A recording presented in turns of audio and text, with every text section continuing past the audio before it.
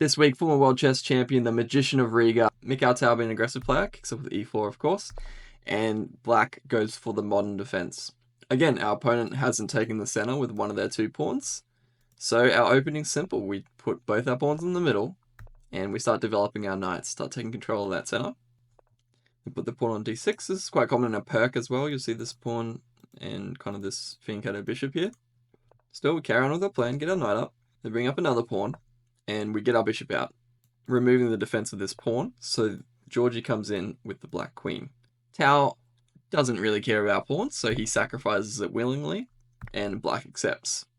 Tal's so far ahead with this opening, this is way too risky. So we can get our rook here, defended by the knight, of course, hit the queen, we get a free tempo and a free file. The computer at the moment, let me have a look, says, you know, 0.4, doesn't really think much of it, but as a human, all these pieces out, especially Tal himself, he's going to win this every day of the week. So we get our last piece in the game. We're fully developed. They're not. They're sleeping. They bring the queen back, pinning the knight, making contact with the bishop, giving the queen a runaway square, a few different things. And last thing we do, we castle. Black gets a bit worried about this bishop here, and they want to maybe push, so they reinforce here and blunt the bishop.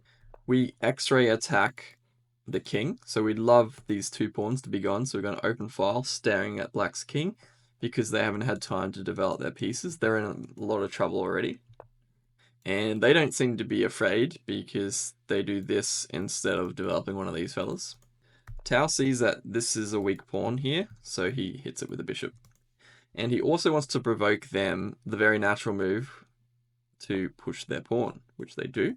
And the reason why I want to provoke this is because he goes, oh, okay, well, I wanted to open this file, but, you know, my queen's here.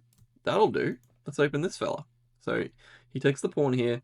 Obviously, they're going to recapture, or they wouldn't have pushed this pawn in the first place. So we take. Maybe Georgi just expected, like, the bishop to move here or something, because this is defended twice, right?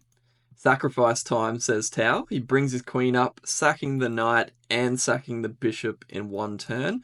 Also, after they take, so they do accept the sacrifice, also hanging another piece on the next move.